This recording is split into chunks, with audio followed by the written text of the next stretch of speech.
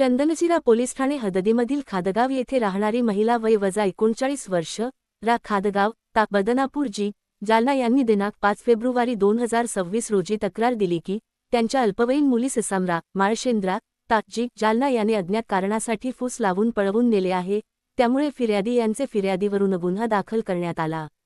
सदर गुन्ह्याचा तपास चंदनझिरा पोलीस ठाणे जालना तसेच अनैतिक मानवी वाहतूक प्रतिबंध कक्ष जालना यांनी तपास करूनही पीडित व आरोपी मिळून येत नसल्याने सदर गुन्ह्याचा तपास पोलीस अधीक्षक तेकबीर सिंह संधू यांनी दिनांक 21 मे 2026 रोजी स्थानिक गुन्हे शाखेकडे वर्ग केला।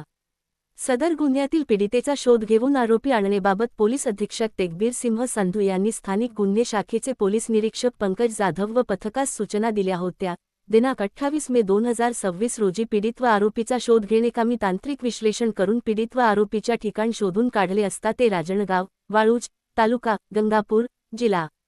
छत्रपती संभाजीनगर येथे असल्याचे कळाल्याने सदर ठिकाणी जाऊन पीडित व आरोपीचा शोध घेतला असतो ते माऊलीनगर कमळापूर राजणगाव तालुका गंगापूर जिल्हा छत्रपती संभाजीनगर येथे मिळून आल्याने त्यास ताब्यात घेऊन पीडितेची ओळख पटवून दोघांनाही जालना येथे आणून पुढील तपासकामी चंदनझिरा पोलीस ठाणे जालना येथे हजर करण्यात आले आहे। गुरण 46/2026 कलम 137(2) भागण्या सम अन्वये गुन्हा दाखल करण्यात आला।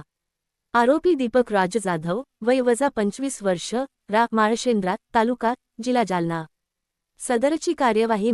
पोलीस अधीक्षक तेकबीर सिंह संधू अपर पोलीस अधीक्षक विक्रम साळी उपविभागीय पोलीस अधिकारी उपविभाग जालना अनंत कुलकर्णी यांच्या मार्गदर्शनाखाली स्थानिक गुन्हे शाखेचे पोलीस निरीक्षक पंकज जाधव सचिन खामगळ राजेंद्र वाघ यांच्यासह पोलीस अंमलदार रमेश राठोड प्रभाकर वाघ सागर बाविस्कर दत्ता वाघुंडे प्रशांत लोखंडे रेणुका बांडे सौरभ मुळे सर्व पोलीस अंमलदार संदीप मांटे सायबर पोलीस ठाणे जालना यांनी केली आहे।